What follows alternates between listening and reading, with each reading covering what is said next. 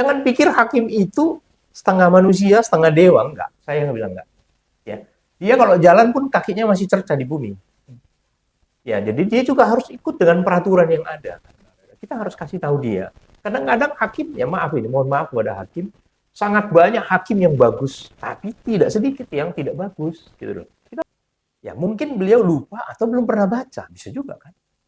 Nah, jadi kemudian kalau kita pun jangan menganggap bahwa hakim itu segala-galanya, enggak. Sangat banyak hakim yang kurang ajar, saya harus bilang. Dengan tegas Abang katakan Tegas, ya. sangat banyak ya. Nah, ini ada beberapa yang sudah terjadi, itu salah satu yang kemarin itu kasus yang kemarin di Surabaya. Saya udah ingatkan juga dia itu. Komentari atau memberi tanggapan terhadap perkara-perkara yang viral ini sekarang, Bang. RN dan Firdaus nih, Bang. Gimana tanggapan Abang dulu, Bang? Yang sekarang ini. Iya, kita kembali ke itu ya. Kita Siap. tadi sudah katakan bahwa advokat itu kan profesi yang mulia, officium nobile. Nah, orang yang ngomongannya lantang dan tidak beretika begitu, lalu sikapnya juga menaiki meja, anak SD aja juga tidak melakukan hal itu. Ya, itu kan sudah tindakan tidak terpuji kan. Pikir benarnya juga statement Saudara Ran ini, Bang. Posisi dia pada saat itu kan sebagai terdakwa. Terdakwa, tapi dikaitkan dengan kenapa diberhentikan. Ini kan satu, kita ke Saudara Ran ini dulu, Rasman ini. Nah, sebelum ke Firdausnya. Saya menarik juga statement dia, memang benar juga, Bang. Kan posisi saya sebagai terdakwa nih, kenapa bahas saya? Kita advokat harusnya juga mengimbangi rapi. Bukan soal mahal. Ya, bukan soal yang katanya dasinya 160 juta harganya beli di Paris, bukan itu urusan ya. Atau jasnya itu ya, kita nggak usah bicara itulah ya. Kadang-kadang mungkin bisa saja ada orang yang pakai jas lebih mahal dari jasnya dia, itu kan bisa juga kan. Kode etik itu juga, kita advokat officium nobile, kita dilarang, contoh kecil saja, kita dilarang pergi ke diskotik. Cakap hukum, cocok kau rasa. Cocok.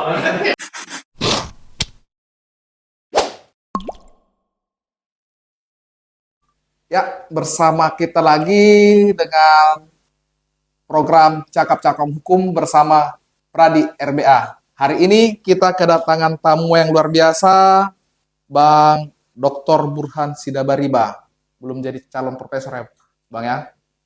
On proses. On proses, ya. Sedikit mengenalkan, Abang ini adalah Dewan Kehormatan Pradi kita. Bang, ini sedikit kita mau mengulang bercerita tentang seputaran Dewan Kehormatan nih, Bang. Atau sebelum Abang mau perkenalan sendiri dulu, kita lanjut? Lanjut aja lah. Lanjut aja, baik.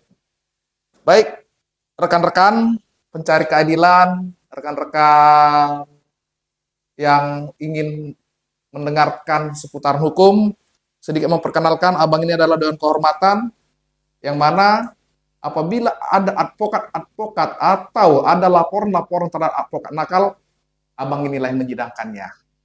Baik, Bang. Apa peranan Dewan Kehormatan biasanya, Bang? Ya, peranan Dewan Kehormatan itu menjaga supaya martabat dari advokat itu terjaga dengan baik.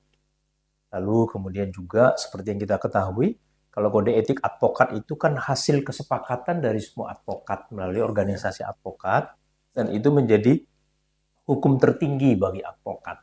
Di sana harus dijalankan. Nah, di sanalah semua dikerjakan hal-hal yang berkaitan dengan profesi, profesional gitu ya. Nah, misalnya di pasal 10 kode etik advokat itu ada diatur beberapa hal ya. Satu, misalnya Dewan Kehormatan berwenang memeriksa dan mengadili perkara pelanggaran kode etik yang dilakukan oleh advokat. Hanya kode etik.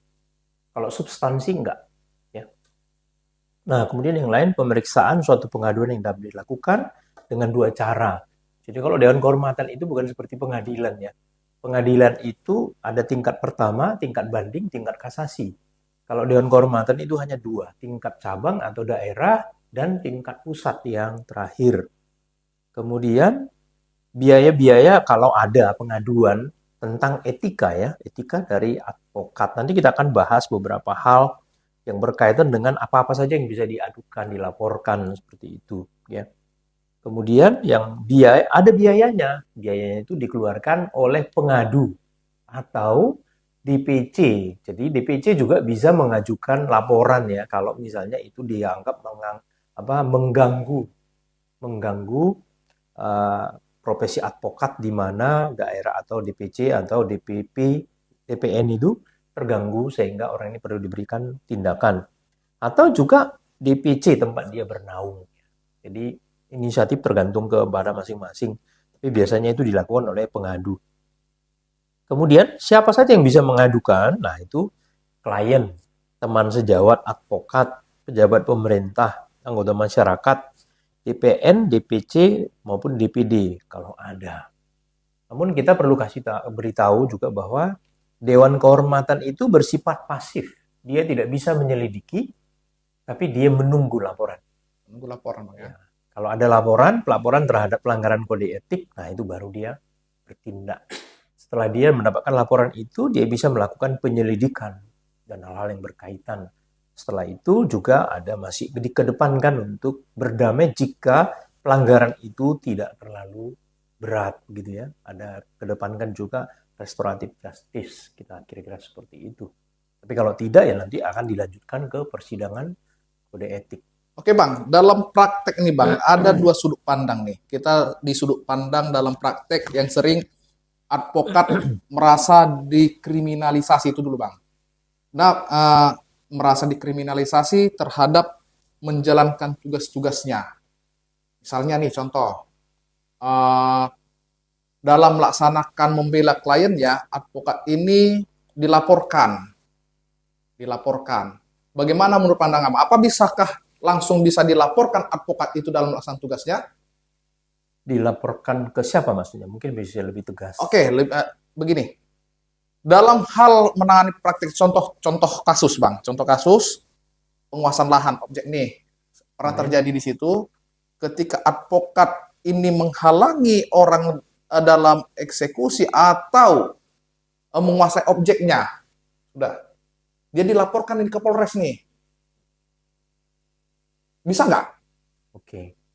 Kalau seperti itu kita lihat case by case ya. Kalau tadi misalnya itu melaksanakan putusan pengadilan, ya eksekusi real, lalu ada advokat yang menghalangi itu nggak boleh. Ya itu sesuatu menghalangi penegakan hukum itu nggak boleh ya. Itu bisa dilaporkan dalam hal itu. Tapi kalau misalnya advokat itu di dalam menjalankan tugasnya lalu mendapatkan ancaman atau penekanan atau kriminalisasi dari yang lain yang merasa sepertinya dia tidak bisa berbuat sesuka hatinya, nah advokat harus melawan. Dalam hal ini DPC lah yang paling dekat kan di tempat beradanya advokat tersebut. Oke Bang, tapi tidak sedikit juga advokat ini Bang menggunakan definisi hak imunitas katanya. Sehingga kadang dalam prakteknya mereka ada tercipta advokat-advokat nakal nih Bang. Advokat-advokat nakal yang dia mengambil honor, tidak melaksanakan dengan maksimal, tapi mereka bilang, kami nggak bisa dilaporkan. Ada juga, bagaimana tanggapan Bang Am terhadap hal ini? Kalau advokat itu kan kita udah tahu ya, tugas-tugasnya apa. Itu ada jelas di dalam undang-undang advokat. Iya.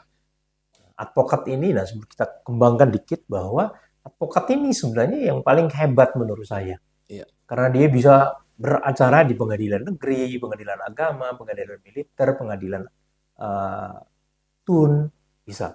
Dan kemudian juga wawasan teritorinya itu di seluruh Indonesia.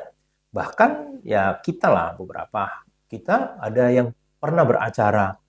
Kebetulan saya pernah beracara di Malaysia, di Singapura, dan saya juga pernah mempunyai kesempatan untuk beracara di Finlandia dan di Inggris, tapi itu belum dilaksanakan karena belum ada klien yang dikerjakan di sana ya. Nah, namun kita harus lihat bahwa advokat itu sendiri dalam menjalankan tugasnya ya harus tahu pekerjaannya apa. Kalau misalnya seperti tadi ya eksekusi real lalu dia menghalangi atau ini, nah itu salah, nggak boleh itu. Maka advokat itu harus banyak belajar, banyak baca, ikut latihan, ikut pembinaan, ikut seminar, dan seterusnya. Advokat itu bukan soal gagah-gagahan, suaranya kencang, atau dia punya pengikut banyak, atau bisa mengerahkan sekelompok orang, bukan itu, ya kan?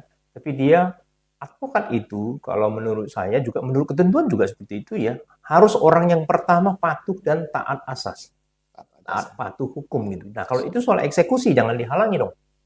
Nah, ini contoh, kita pernah mengadili atau mendampingi kawan kita yang beracara di pengadilan. Lalu dia dilaporkan oleh pihak sebelah karena dia menginisiasi perdamaian dan ada sepakat gitu loh. Tapi mungkin karena di pihak sana nggak suka berdamai, akhirnya dilaporkan ke Poltabes. Nah, di Poltabes pun kita nggak tahu kenapa kok tiba-tiba tak berapa lama dia langsung TSK.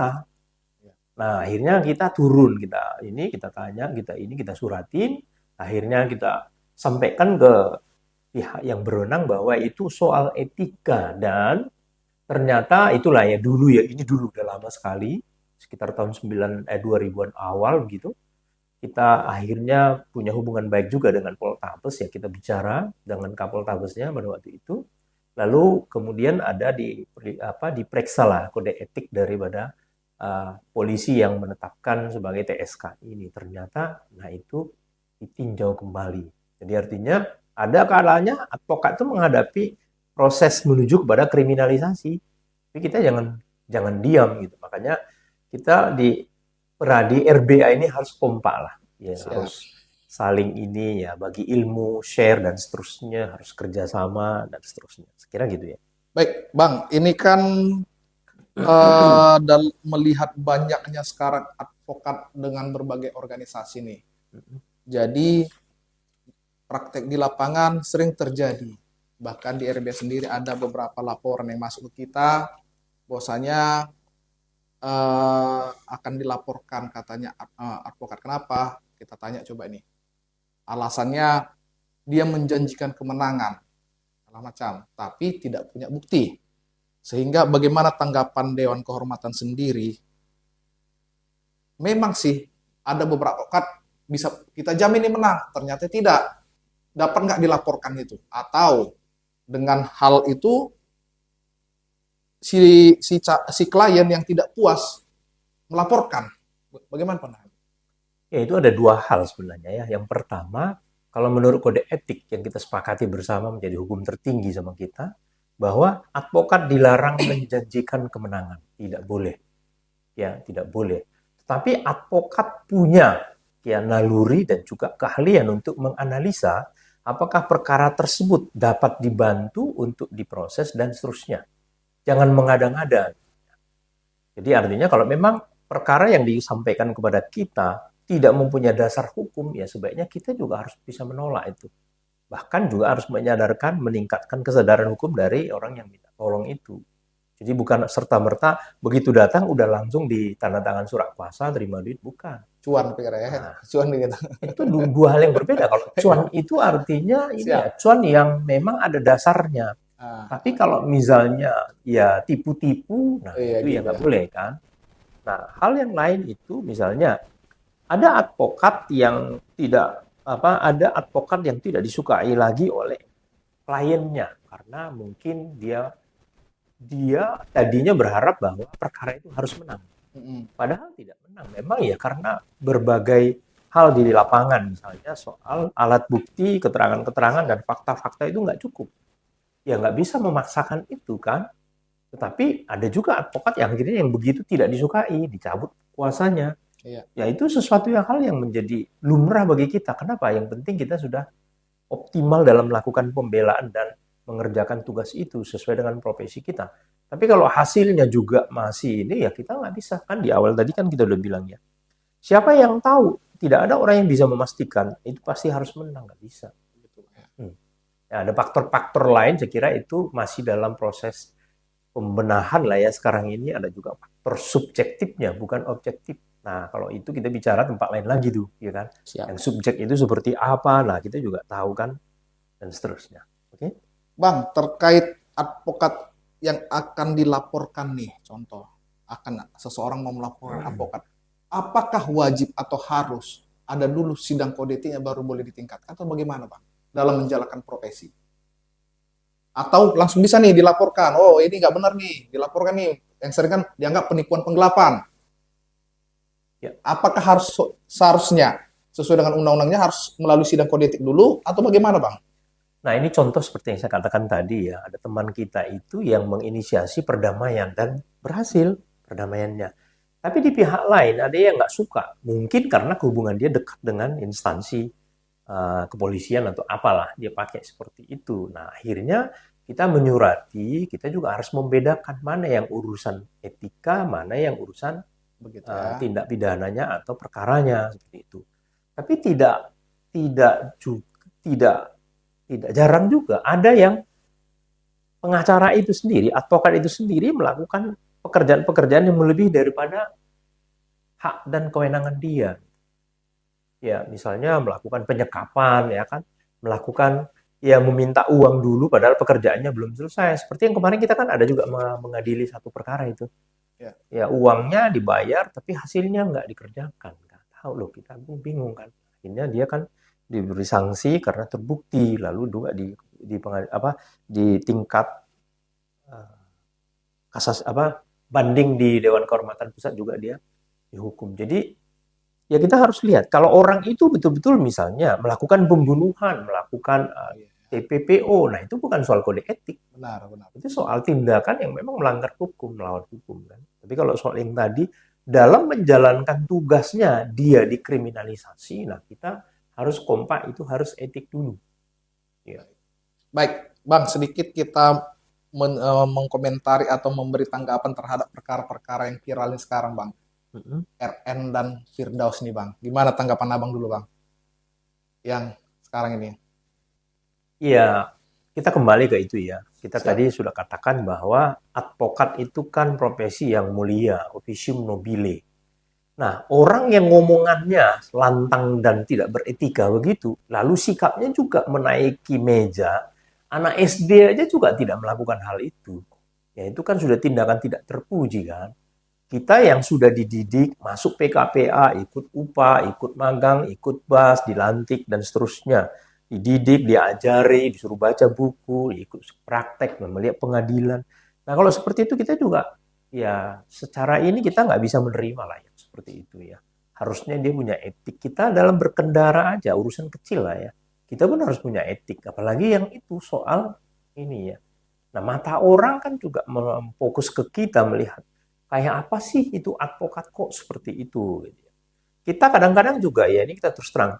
Kadang-kadang juga kita dibuat jengkel oleh sikap kawan kita advokat yang lain. Tapi kita karena punya etika nggak boleh juga saling menyalahkan atau memaki atau marah. Atau kita juga dijengkelkan atau dirugikan oleh majelis hakim, itu biasa. Tapi ya kita juga nggak bisa menunjukkan di situ seperti seorang yang harus merespon itu dengan cepat, lalu marah, mukul meja, atau lempar sepatu. Atau bukan, nggak bisa. Yang Gitu ya. begitu-begitu. Nah itu makanya kita bilang, pekerjaan advokat ini mulia, dan dia juga termasuk orang yang harus bisa menahan diri, menahan emosi, dan juga dia bisa memberi penjelasan. Kalau kita nggak bisa masuk dalam hal itu, bagaimana kita bisa mungkin menenteramkan, meyakinkan klien? Nggak mungkin itu. Siap. Tapi Bang gini, saya mengikuti di sosial media, Oke. sedikit saya ada berpikir benarnya juga statement saudara Ran ini, Bang. Hmm. Posisi dia pada saat itu kan sebagai terdakwa. Hmm.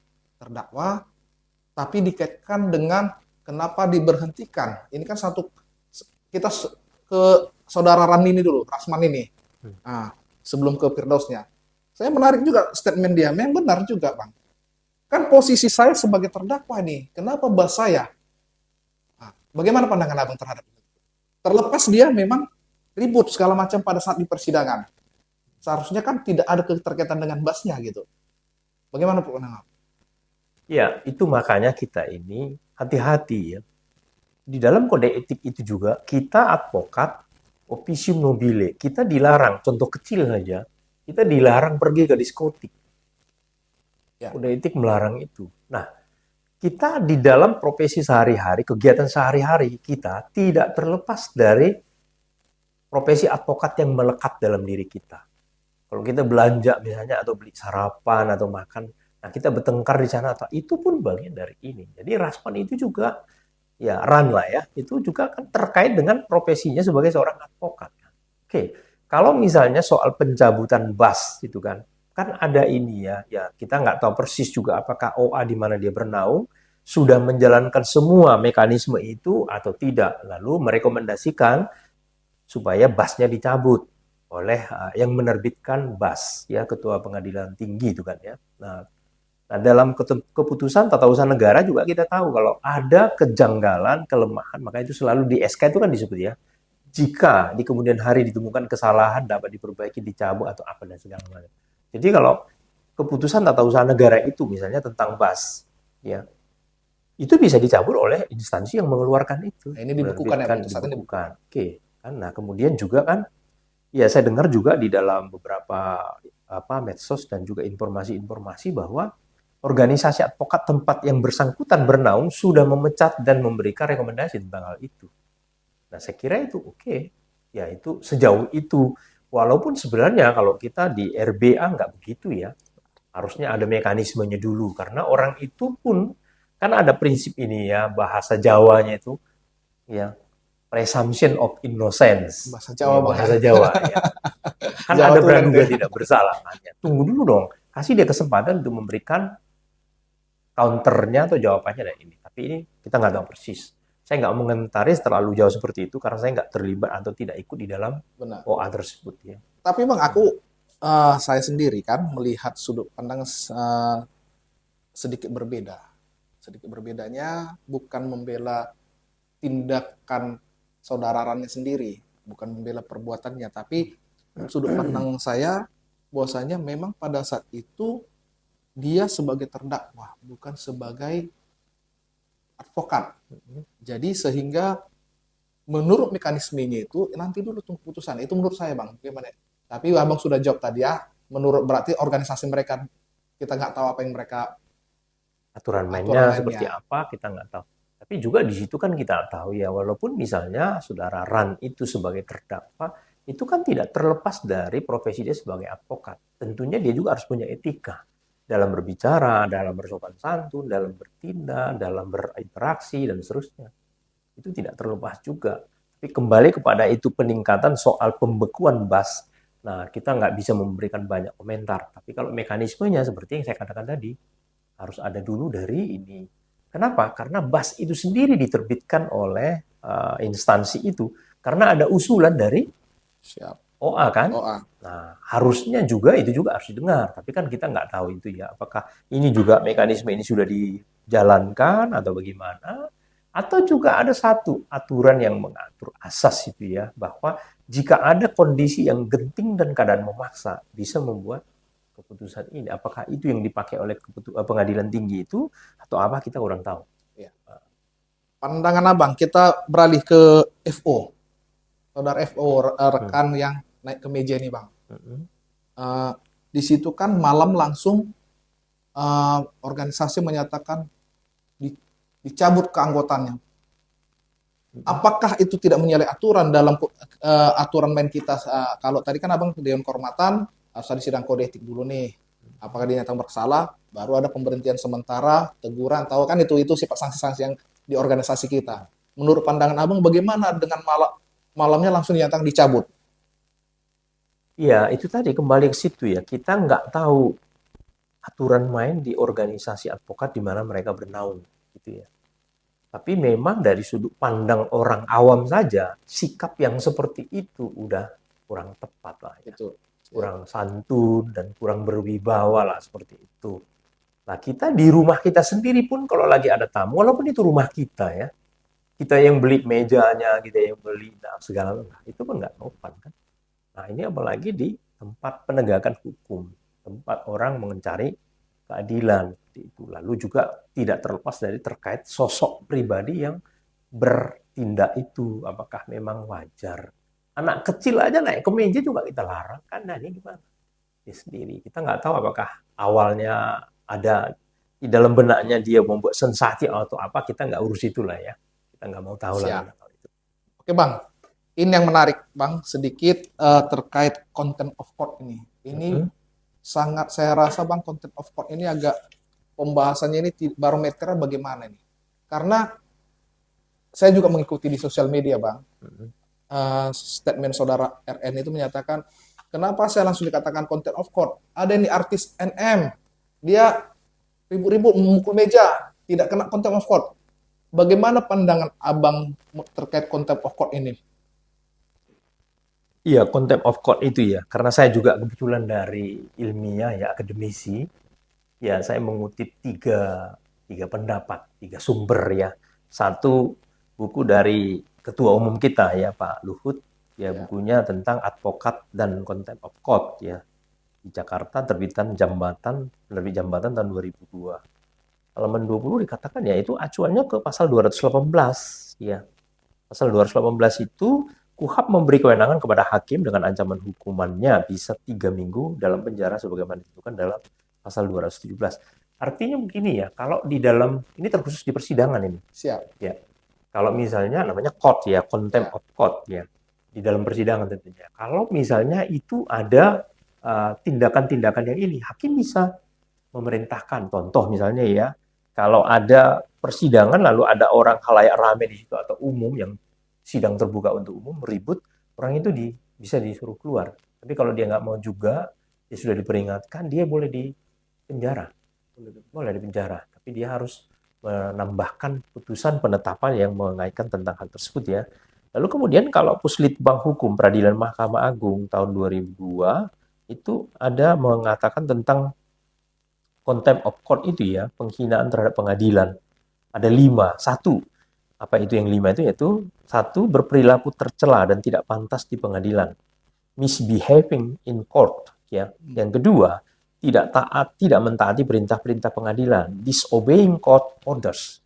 Ya. Yang ketiga, menyerang integritas dan imparsialitas pengadilan. Scandalizing the court. Ya. Yang keempat, menghalangi jalannya penyelenggaraan pengadilan, obstructing justice. Yang kelima, perbuatan-perbuatan penghinaan terhadap pengadilan dilakukan dengan cara pemberitahuan publikasi, memutarbalikkan fakta, dan hal-hal yang lain. Itu yang menurut ini ya Puslitbang. Namun ada satu lagi tahun 86, yaitu Rakernas Mahkamah Agung ada 3. Ya. Secara lisan atau tertulis mengeluarkan pernyataan pendapat yang merupakan perbuatan yang diancam pidana. Itu ini ya, memutarbalikkan fakta atau ya. yang lain. Nah, dalam praktek, nah ini saya kira nanti bahan ini bisa didapat lah ya. Ini bahan apa kita.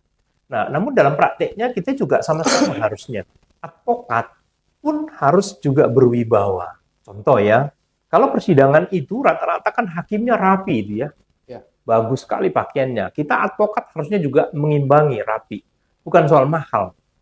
Ya, bukan soal yang katanya dasinya 160 juta harganya beli di Paris, bukan itu urusan ya. Atau jasnya itu ya, kita nggak usah bicara itulah ya. Kadang-kadang mungkin bisa saja ada orang yang pakai jas lebih mahal dari jasnya dia itu kan bisa juga kan. Tapi kalau kita terhormat seperti itu, ya kita juga bisa mengingatkan hakim. Kami prakteknya pernah mengingatkan hakim. Karena hakim itu ketika pemeriksaan saksi, dia seperti menunjuk-nunjuk gitu ya, kepada saksi itu dan menyatakan dengan kata yang kurang pas. Kau yang betul, kau yang begini, kau yang... Nah, kita mengingatkan hakim. Saya bilang, Pak Hakim, mohon izin, karena ini juga adalah sidang yang terhormat dan mulia. Cara katanya itu pemakaiannya juga jangan kau. Ya. Lalu hakimnya juga marah gitu ya. Maksud saudara kenapa mencampuri? Enggak, saya tidak mencampuri, tapi saya perlu mengingatkan bahwa yang di sini yang tertinggi adalah hukum acara. Beliau itu juga memberikan keterangan saksinya itu untuk menolong Bapak, menolong tim majelis untuk membuat keputusan nanti jangan keliru dan sesat. Benar.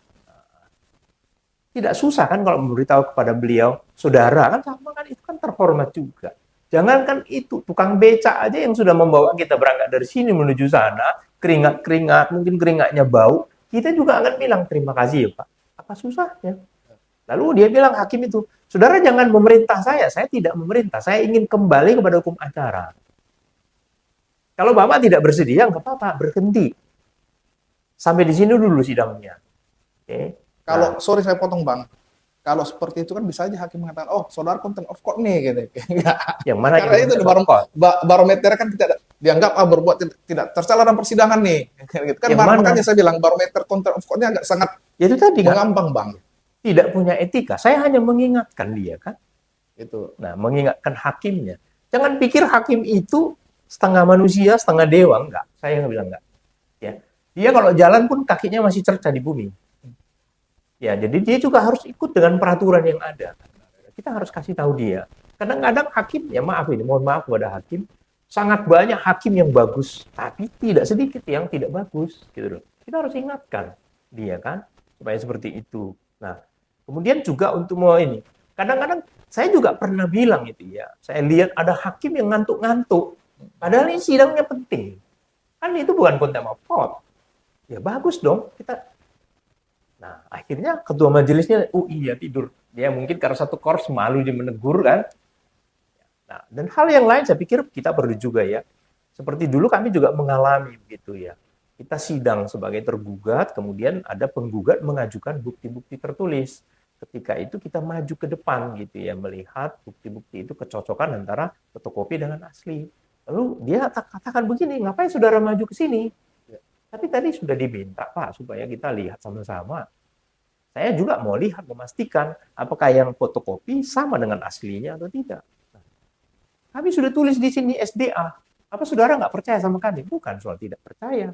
Tapi kita kan boleh lihat, konfirmasi. Ya enggak lah, pokoknya saudara jangan, pokoknya sana aja lah duduk. Wah, ini nggak bisa begini Pak. Lalu kami ngapain di sini? Hanya duduk-duduk menghadiri. Nggak bisa. Atau begini, Bapak yang menyatakan bahwa itu asli sama dengan fotokopi, oke, tulis di situ SDA kan, tapi tulis di berita acara bahwa kami majelis hakim khususnya ketua tidak memberikan kesempatan untuk melihat dan mencocokkan kopi dengan asli, tulis di situ. Saudara jangan merintah saya, bukan. Semua apa yang ada di persidangan ini harus ditulis dalam berita acara. Ya. Dia bilang, wah, saudara jangan ngatur saya, maaf saya tidak mengatur Bapak, tapi itu ada hukum acaranya. Kalau misalnya Bapak tidak bersedia, oke nggak apa-apa, sidang ini kita hentikan sampai di sini, nanti saya akan buat laporan ke ketua pengadilan. Ya mungkin kalau tidak ada perubahan, kami mohonkan supaya Bapak tidak lagi jadi majelis hakim dalam perkara ini, dalam sidang mendatang. Lalu ya hakim itu kan ada 3 ya, kiri kanan itu dia diskusi, terdengar sayup-sayup gitu, yang Bapak itu bilang benar, kita lakukan gitu. Tapi tetap juga ngotot yang ketua majelis. Ya sudah dijalankan, nggak apa-apa. Akhirnya kami mohon izin Pak, kami keluar, kami nggak mengikuti lagi prosesnya, silakanlah, terserah di situ. Karena di sana pun nggak mau ditulis, di sini juga nggak mau diikuti hukum acara, ya sudah. Tapi kan saya pastikan Bang, saya pastikan 100% tidak banyak yang berani seperti Abang ini. Karena memandang hakim itu wakil Tuhan yang tidak boleh ditentang. Saya pastikan dalam praktek itu tidak banyak yang berani menentang itu Bang. Yang kedua juga, karena mungkin berdampak juga Bang, dengan putusan yang akan terjadi nanti. Karena dasar keyakinan hakim ini kan sangat seram ini Bang. Oke, saya jawab itu begini. Nah, gimana? Satu, tadi kan kita bicara juga tentang contempt of court ya. Apakah ada kata-kata yang menghina, melemahkan, atau mengejek, atau menyepelekan dari apa yang saya sampaikan di pengadilan? Tidak. Justru saya mengajak supaya kita kembali kepada aturan yang sebenarnya. Ada hukum acaranya kan. Ya mungkin beliau lupa atau belum pernah baca. Bisa juga kan. Nah, jadi kemudian kalau kita pun jangan menganggap bahwa hakim itu segala-galanya enggak. Sangat banyak hakim yang kurang ajar, saya harus bilang. Dengan tegas Abang katakan Tegas, ya. Sangat banyak ya. Nah, ini ada beberapa yang sudah terjadi, itu salah satu yang kemarin itu kasus yang kemarin di Surabaya. Saya udah ingatkan juga dia itu. Saya bilang jangan begitulah, gini-gini. Wah, ini nggak bisa, saya kan pegang palu, saya yang paling loh. Saya bilang. Jadi kami ini apa di sini? Nah, ini bicara waktu itu kita bicara tentang kepailitan. Dia merasa tahu semua. Jadi saya bilang, maaf yang di sebelah Bapak itu kurator tugasnya apa? Hanya mendengar, mencatat. Bapak kan hakim pengawas. Bapak ngerti arti hakim pengawas sampai gitu. Ya mengawas ya mengawas. Sesuai aturan enggak? Dan seterusnya. Jadi kemudian kalau dibilang dia wakil Tuhan, betul. Tapi dalam banyak hal dia bukan wakil Tuhan. Ya misalnya kalau kelakuannya enggak seperti yang kita bayangkan, bagaimana kita katakan dia wakil Tuhan? Iya, iya. Jangan mungkin dibalik ya wakil hantu. Iya. Bisa juga kan? Pemirsa ingat, ini hanya cakap-cakap hukum ya. Namanya cakap-cakap. Siap. Jadi bagus, menarik ini Bang. Kita temukan dalam hal itu ya. Nah, kemudian contoh seperti ini juga ya. Ada yang kemarin saya ketemu beberapa orang lah. Jadi jangan cepat-cepat. Monggo. Jangan cepat-cepat langsung takut nanti hasil keputusan yang dibuat hakim itu akan, oh bukan. Nah tadi kan dikatakan ada hakim itu sebagai wakil Tuhan, sepakat, oke. Akhirnya kan kita berpikir pure bahwa dia itu juga akan membuat keputusan yang adil dan benar kan. Jadi jangan karena kita omong, kita beri masukan, kita koreksi, dia tersinggung atau ya kalau dia tersinggung atau enggak usah jadi hakim, mengundurkan diri itu aja kan. Siap, Kan siap, gentleman kan? siap. Ya mengundurkan diri. Ada banyak di luar sono yang siap menggantikan posisi dia, yang lebih pintar, lebih hebat dari dia lagi kan. Nah, jadi ada pengalaman kami, saya cerita dua lah ya. Iya. Waktu itu di persidangan saya bilang, yang terhormat Pak Hakim, ya ada masukan Pak begini. Saya mau melihat sekali lagi kartu tanda advokat dan syarat-syarat surat kuasa dari pihak teman saya ini, boleh nggak Pak? Nah, saudara, tapi kemarin sudah. Iya Pak, kan saya boleh lihat lagi Pak. Oh ya, oke lah. Lihat gini. Dan kemudian saya lihat memang betul pada waktu itu lagi seru-serunya bahwa yang bisa bersidang itu hanya organisasi pradi tok, yang lain nggak bisa. Pada masa itu. Pada masa itu belum ada surat edaran Mahkamah Agung itu. Iya. Ya kan? Nah kemudian akhirnya dia bilang, oke, sudah Pak, sudah lihat, sudah Pak Hakim, terima kasih gini. Nah kemudian kita masuk ke mediasi dan seterusnya. Ketika udah ditutup sidang tersebut, ya kita keluar lah kan. Lalu dia bilang begini, Pak sebentar dulu. Hakim ketua ini, hakim majelis, Pak sebentar dulu. Kita ketemu ngobrol dulu sebentar di sini. Memang udah habis sidang lah ya. Nah kemudian, ya Pak kemana? Dan kenalan dan seterusnya. Yang menarik bagi saya sampai hari ini, saya ingat adalah dia katakan begini. Saya sudah hampir 40 tahun jadi hakim. Belum pernah ada advokat yang berani menegur dan juga interupsi seperti tadi. Wah, dia salam saya, akhirnya kami kenalan, kompak. Sampai hari ini kami kompak. Siap. Dia masukin rumah pun saya diundang juga, kan nggak ada kaitan yang itu. Nah, jadi tergantung niatnya ini. Kalau kita memang kasar, melecehkan orang, menghina orang itu pasti nggak ada titik temunya itu. Ini bergeser dulu kita Bang. Ini agak seram nih membahas. Boleh minum ya? Iya silakan Bang. Agak bergeser kita terkait, jangan kita bahas hakim dulu loh. Oke. Menarik tadi, tapi sudah menyinggung terhadap kewenangan hakim tadi. Kita bergeser Bang. Tadi kembali lagi terkait OA, organisasi advokat yang sangat menjamur di Indonesia. Sehingga banyak yang terjadi Bang.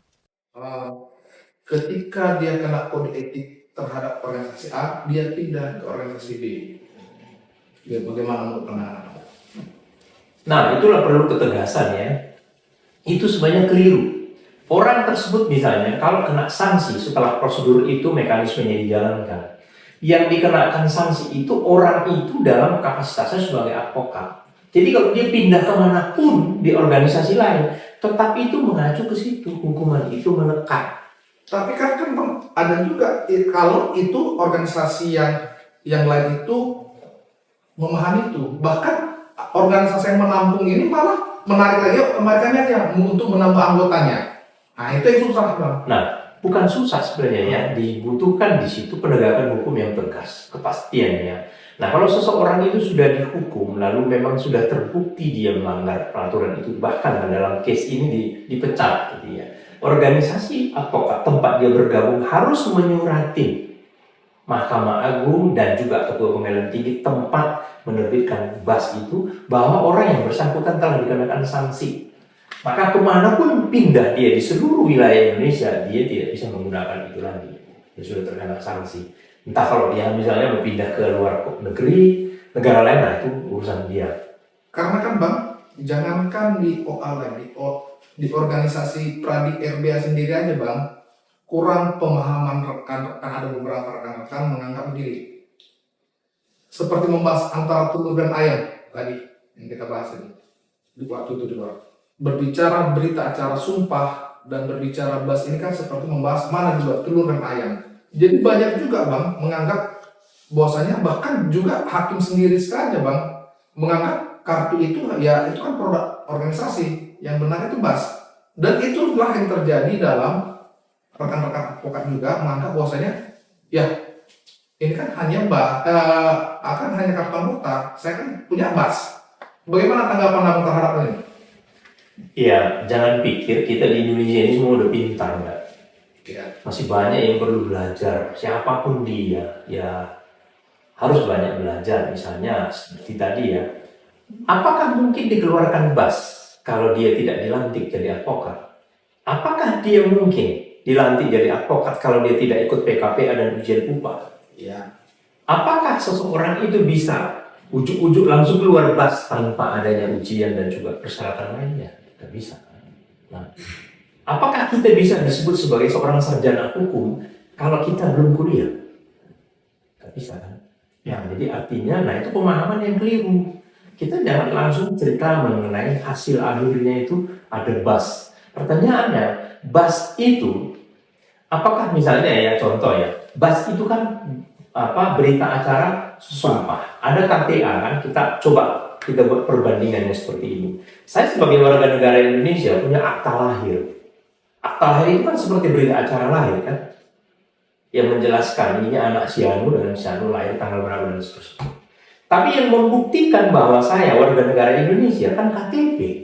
Nih, ya kan? Nah, setiap kali saya berurusan ke bank, setiap kali apa? Saya bawa selalu akta lahir. Itu lembas tadi. Iya. Benar kan? Tapi kan saya ditanya, mana KTP-nya Pak? Kita nginap di hotel, mana KTP-nya Pak? Beli tiket pesawat, mana KTP-nya Pak? Ya, buka rekening, mana KTP? Bukan dikatakan, mana akta lahirnya Pak? Benar Pak, kalau itu saya mengikuti contoh kamu juga, itulah yang menjadi sering terjadi. Kalau KTP bisa diganti-ganti, pindah domisili katanya. Sama itu seperti bas ini.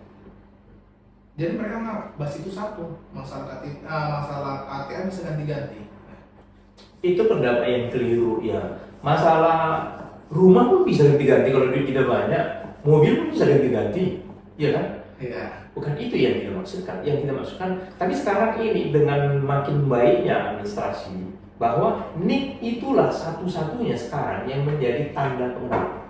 Kita urus paspor pun NIK, ya kan? Kita bayar pajak pun NIK, bukan BAS. Nah, jadi kadang-kadang kan, ya mungkin ya, dugaan saya begitu ya. Hakim ini merasa bahwa kalau produk yang mereka keluarkan itu lebih hebat dibandingkan yang lain.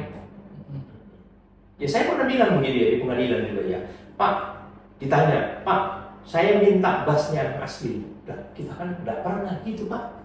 Kita sidang puluhan tahun nggak pernah gitu. Fotokopinya kita oke. Oh nggak bisa, saya nggak percaya. Saya bilang begini, maaf Pak, saya tanya Bapak, saya percaya Bapak jadi hakim karena ada penetapan dari pengadilan, ditunjuk sebagai majelis. Tapi apakah saya harus bertanya, mana SK Bapak jadi hakim? Ya. Tuh, apa urusan saudara ya? Saya perlu tahu, benarkah? Karena juga ada hakim yang palsu kan? Kan ada juga orang KPK yang palsu, ada juga pejabat yang palsu, advokat yang palsu, lah kan boleh. Tapi apakah sampai di situ Pak? Ya. Nah di Indonesia ini juga, kita orang timur Pak, kita juga melihat kebiasaan, adat dan keharmonisan dalam ini. Nggak usah tanya-tanya kali begitu pun, kalau memang kita tahu, loh itu kan sudah memang advokat, udah tahu. Coba gimana? Gimana pendapat? Enggak, pokoknya saya ini, jangan pokoknya Pak. Nah pokoknya itu berarti kan ego kan? Iya. Dia mau sendiri, enggak. Bapak di Indonesia ini, Pak, maaf saya bilang waktu itu ya, saya agak ini juga, ya memang saya suka menghitung-hitung ya. Saya sudah 82 pengadilan beracara di Indonesia ini Pak. Baru ini ditanya yang seperti itu. Saya nggak tahu apakah ada surat edaran dari Mahkamah Agung yang seperti itu, saya nggak tahu juga. Tapi saya yakin nggak ada. Ya, jadi saya kira gini ya, kita jangan langsung kecut, jangan pikir kita ini harus fair, harus berpikir itu harus harmoni ya. Kalau posisi kita di Indonesia ini, hakim itu kan agak tinggi ya. Iya. Tapi jangan lupa, saya pernah debat sama hakim seperti itu juga ya.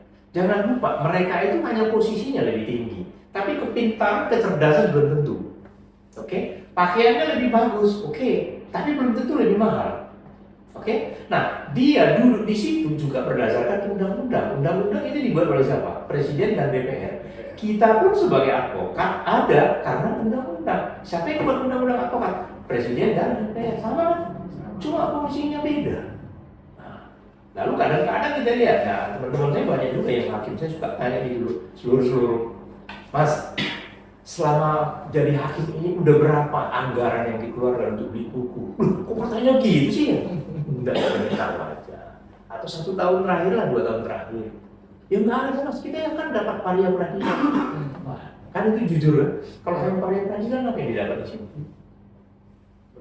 Nah, jadi ya artinya gini ya, kita jangan merasa kalau kita itu lebih rendah dari hakim, enggak. Kita sama-sama APH kan? Iya. Aparat penegak hukumnya udah. Nah, saya kasih tahu rahasianya juga ya. Nah, ini karena hubungan baik dengan hakim juga ada seperti itu. Hakim itu pun banyak yang nggak ngerti, banyak yang nggak tahu. Tapi karena kita punya hubungan baik, kita kadang-kadang sambil ngopi bicara-bicara tentang ilmu, selesai gitu. Nah, tidak ada hubungan perkara, nggak ada urusan. Karena hubungan persahabatan, nah mungkin dia karena dia tahu kita juga akademisi, ya ini gimana kira-kira pertanyaan gini gimana, nah, kan untungnya lagi dia nggak usah beli buku, ya nggak usah baca, nggak habis waktu kan, dia tinggal dapat kuliah dari kita, selesai. Baik Bang, yang terakhir ini menarik, ini bisa panjang kita ini ngobrol tentang kehormatan dan juga akademisi dosen juga. Yang terakhir Bang, mengingat banyaknya organisasi A, B, C, D, F, G, mengingat juga seperti prakteknya pelanggaran-pelanggaran terjadi langsung pindah-pindah, apa harapan dan tanggapan Abang ke depannya untuk advokat ini? Mengingat banyaknya advokat dan ketua-ketua di dalam organisasi ini, harapan dan mengacu undang-undang juga Bang. Ya kalau harapan saya sih seperti ini ya, jangan jadikan advokat itu jadi pilihan terakhir. Ya daripada nggak jadi pegawai negeri, nggak jadi ini, nggak udahlah jadi advokat. Enggak. Tapi kita harus punya komitmen mau menjadi advokat, berarti itu menjadi ciri khas, bagian dari pribadi kita, ya. Dan jangan pula berpikir bahwa advokat yang sukses itu adalah kalau dia harus punya kalung, punya anting-anting, punya emas, punya cincin, punya jam, punya kan itu ukuran. Itu bukan ukuran. Tapi bagaimana kita memposisikan diri kita sebagai orang yang berwibawa itu bukan dibusungkan dadanya di bukan, tapi orang tahu iya gitu ya. Jadi bukan ukurannya di situ ya. Nah, makanya kita kalau advokat itu jadilah advokat yang officium mobile. Advokat kata sebenarnya itu kan membantu, dianggap berarti dia lebih baik dari orang yang meminta bantuan. Nah, jadi jangan bergeser kemana. Kalau soal pendapatan, nah saya kira itu Tuhan itu adil ya. Kalau memang apa ya pasti dikasih. Cuma jangan kan pendapat dengan pendapatan beda ya. Iya, pendapat dulu baru dapat pendapatan ya. Nah, kita ditanya gimana pendapat Bapak tentang masalah ini. Oke, begini peraturan ini, undang-undang ketentuan ini, pengalaman dan seterusnya, ya kan? Setelah itu kan baru ada pendapatan. Pendapatan itu boleh cash, boleh transfer dan juga boleh bentuk yang lain. Nah, jadi saya kira ya kembali ke itulah, kepribadian kita itu mau jadi advokat itu pilihan utama, jangan pilihan. Nah, saya kurang setuju dengan misalnya udah pensiun dari pegawai negeri misalnya kan jadi advokat. Iya. Aduh, gimana sih? Jadi kayaknya kita ini kayak apa tempat pelarian atau tempat peristirahatan terakhir. Kurang pas kalau menurut saya. Apalagi kalau oknum polisi bang, waktu di polisi dia gini, tapi setelah itu jadi advokat juga terjadi saking. Ya saya ketemu beberapa advokat yang latar belakang polisi ya. Ya kita bilang ya sama-sama belajar lah masih. Kalau yang kompeten masih enak banget gitu. Kalau sempat yang tidak kompeten ya udahlah advokat aja deh setelah pensiun gitu. Itu saya kan. Ya maka saya bilang tadi ya sama kayak kita mau pilih istri. Daripada nggak ada istri udah ini aja jadilah ya kan. Jadi pilih ada kriterianya di bidang hubungan dan seterusnya. Nah advokat itu juga ya saya juga menjadi advokat ini setelah beberapa seleksi kan, dulu pernah kerja di bank, pernah kerja di ini dan seterusnya. Lalu kemudian ya hati saya memang lebih tertarik ke situ, lalu belajar. Waktu magang saya juga dulu nggak seperti sekarang. Kita magang itu nggak bisa ngomong sama pimpinan. Nah kita jalan sama aja dia nggak mau. Kamu di belakang, kamu tahu, kamu asisten. Makan di restoran bukan di restoran, di kantin saja. Dia bilang boleh kita duduk sama dia. Wah, nah, tapi artinya itu semua kita jadikan menjadi bahan. Lalu setelah kita menjadi advokat, kita nggak melakukan hal yang sama. Kita memperbaiki. Nah, saya suka suruh anggota saya itu baca buku. Buku yang kamu baca itu stabiluin Kemudian saya juga punya tekad kok, kalau di kantor saya itu semua asisten dan staf saya kalau bisa saya harus sekolahkan minimal S2. Jadi supaya kita ini juga ini ya, jadi jangan kita S3 dia S1 terlalu jauh begininya. Atau mungkin dia seperti ya daripada nggak ada kerja nganggur sudah. Oke Bang, itu kan terkait advokatnya, terkait organisasinya bagaimana pandangan Abang? Ya organisasi Supaya lebih teratur ini yang sering terjadi di sosial media, dia apa dibaca sana, ada orang seberang ke sana, ada lagi orang bentuk organisasi paralegal wartawan, apalagi itu, coba gimana Bang? ya itu sebenarnya kalau bisa kita organisasi ini ya, saya sependapat dengan ketua umum kita itu Pak Luhut ya. Beliau sudah menginisiasi satu, kita kembali kepada topik diskusi kita pada hari ini, supaya ada badan Dewan Kehormatan Bersama, itu loh. Tapi kalau untuk single bank nggak mungkin lagi tuh Bang, menurut Abang? Bukan nggak mungkin, tapi ya udah kecil kemungkinan. Karena semua seperti saya katakan tadi, banyak orang pengen jadi raja, tapi rajanya juga bodoh, tolol, nggak punya etika, asal jalan. Ya saya pikir saya juga nggak harus jadi ketua kan. Kalau saya bisa jadi berperan di dalam keadvokatan itu, kenapa tidak kan? Nah, kemudian hal-hal yang lain juga ada standar, misalnya ya untuk PKPA itu ada standarnya. Kalau ini kan kadang-kadang kalau saya nggak salah ini pernah baca di medsos ada PKPA, belum PKPA udah lulus. Gimana ini? Ada paket lagi Bang. Nah itu dia, jadi kan paket itu sesuatu yang memilukan lah ya, miris kita melihatnya ya. Lalu kemudian juga yang PKPA 10 orang, yang lulus lebih dari 10, gimana sih cara berpikirnya gitu kan.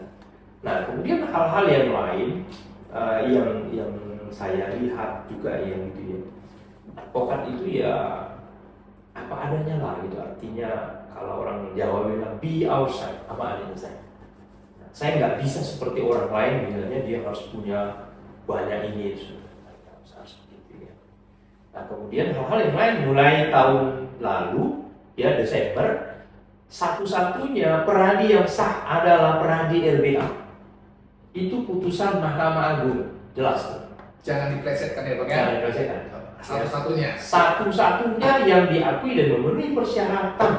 Nah, itu peradi RBA. Kalau peradi yang lain ya silakanlah baca lagi, koreksi sendiri kan. Nah, kemudian yang kedua, kita ini juga jangan gila hormat. Harus jadi ketua. Putusan Mahkamah Agung itu kan udah jelas, Mahkamah Konstitusi. Ya. Ketua peradi hanya bisa 2 periode, berturut-turut tidak berturut-turut. Nah ini sampai ada yang 3. Harusnya kalau sadar diri, taat asas, taat hukum, mundur dong, ya kan? Begitu ya. Nah, mundur kan itu kan nggak sulit kan. Bagaimana kita bicara ke orang lain, ikut kepastian hukum, melaksanakan hukum, tapi dia sendiri sebagai person pertama tidak melaksanakan itu. Orang nanti bilang, nah ini orang Parisi nih kan, orang Parisi kan ngomong gitu, kamu harus gini ya, tapi dia sendiri tidak melakukan itu. Iya. Nah, saya itulah ya, bisa pikir ya kembali ke itu. Ada satu lagi tipnya, saya bangga jadi advokat.